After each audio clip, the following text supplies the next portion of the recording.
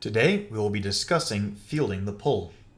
This is basically everything that happens in the first 5 to 10 seconds of every point. This video will be for the offense's perspective, the receiving team. So before we can even discuss fielding the pull, we need to have a little bit of a conversation on the line. And in this conversation, there's a few things that need to be addressed. First, we need to identify all 7 players as either handlers or cutters. From there, we could even subdivide into, left handler, right handler, center handler, or the different positions that cutters may play. But even if we don't do that, one person must be identified as the primary handler. This is the person who we want to have the disc in their hands at the end of this opening progression. From there, we can choose an opening set play. Once we have everything set up, some kind of predetermined set of movements, so that way we can get the disc moving quickly. Next, we want to decide what stack will be used in flow. So after we do a set play, if we do not score, then we have the disc in our hand. We might have a little bit of momentum getting ahead of the defense, and we want to preserve that momentum. We want to gain some chunk yards, and we will do so by flowing in a particular stack.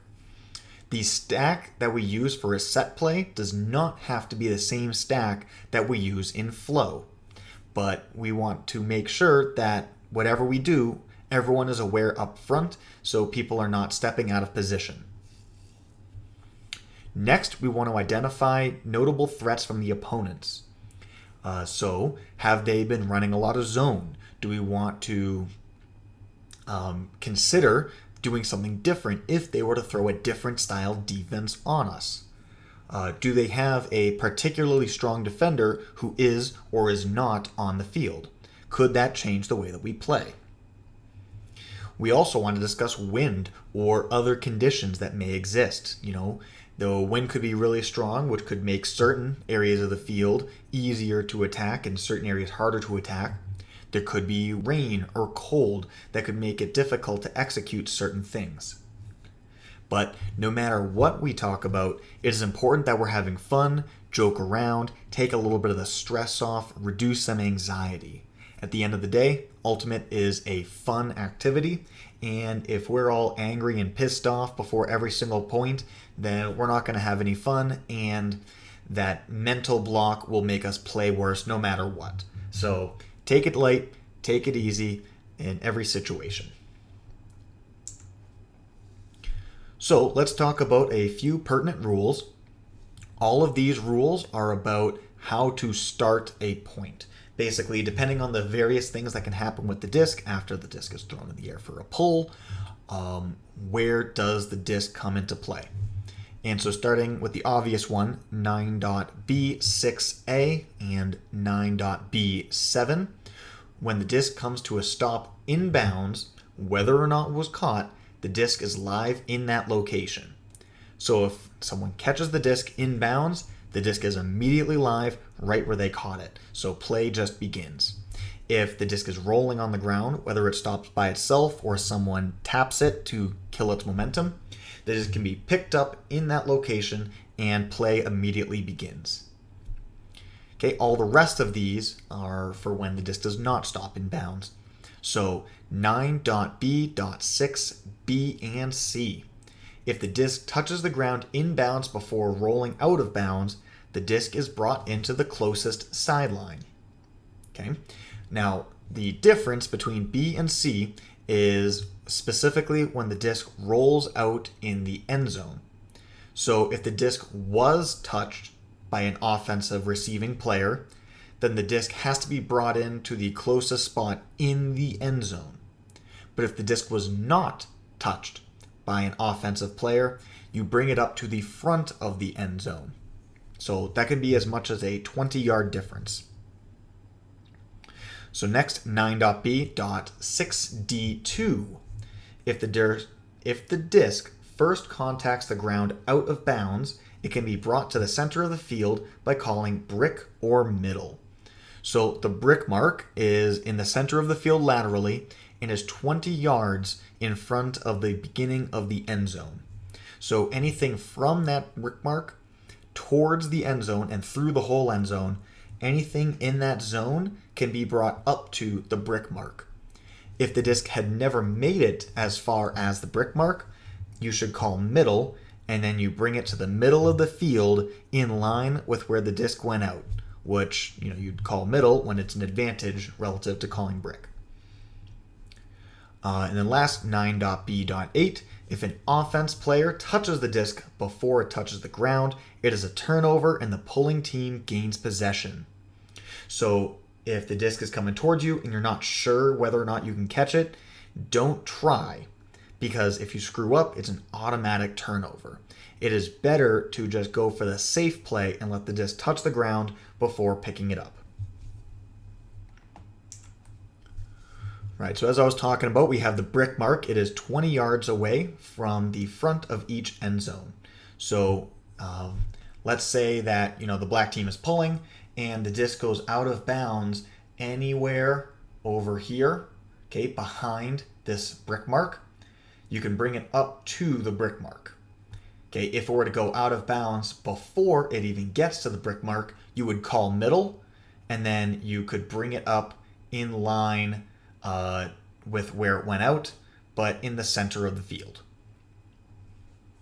So the most simple way that we can ever start a game is by having a brick, right? You can casually have your primary handler walk over, pick up the disc, set up right on the brick mark. You have plenty of time to set your offense. There is nothing to it. So if we consider our phases of offense, this means we get to go straight to the read option and there is no noise or there's no challenge before we get there. But most of the time, this will not be the case. Okay, it is to the offense's advantage to have a brick, so the defense does not want to create one. Okay, so no matter where the disc goes, we want to get the disc to the center. So it doesn't matter, okay, if it goes off to the left, down to the right, or behind the brick mark. No matter where the disc goes, there should be one throw that targets the primary handler right here in the dead center of the field. Okay, so that means because the primary handler is the person receiving the disc, they are not the person picking up the disc. Okay, it should be some other handler besides the primary. Okay, so we'll have a situation that looks a little something like this. Okay, this is our primary handler here. They come up, they'll receive one pass, and they catch it right around the brick mark, while the rest of the cutters get to build a stack. Okay, and then we get right back to the exact same position, and we can run our set play, and life goes on. So one thing I want to draw attention to is the defensive players here.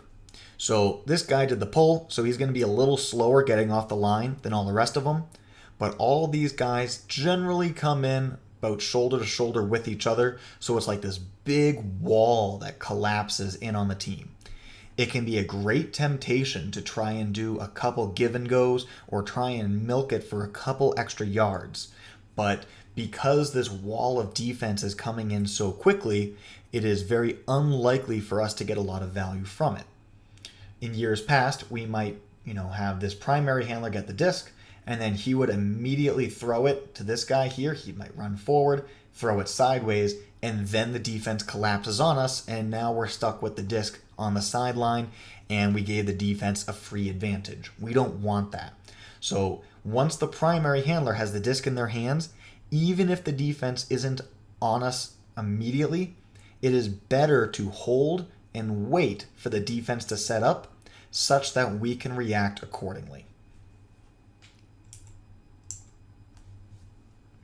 Okay, so what happens if the defense pulls off the best possible pull and the disc lands in the back corner of the end zone? The disc did not go out of bounds. It is in the end zone, but it is not out of bounds, which means that the disc is live. Well, congratulations to them, and as the receiving team, we have to make the best with what we've got. So recognize that the end zone is 20 yards long. Okay, it is just as deep of an end zone as it is from the front of the end zone to the brick mark. So previously we were trying to get from, around the line up to the brick mark. Here, our goal should simply be to get out of the end zone. So I have that signified here with a gold star. Okay, you might have one handler, throw to the next handler, throw to the primary handler. Or if you can do this in one throw, either way is perfectly fine. The point is that the disc must get out of the corner as quickly as possible. Now, we say that we want to do this quickly, but it is important that we have good control, especially when the disc is all the way in the back of the end zone.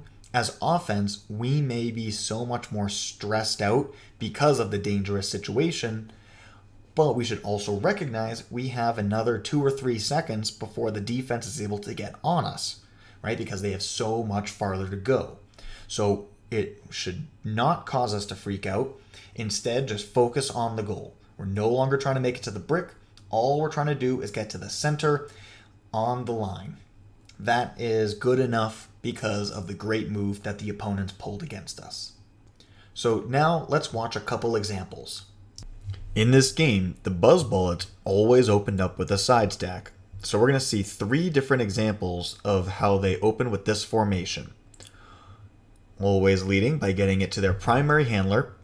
This time, they did a very basic side stack sweep into Huck.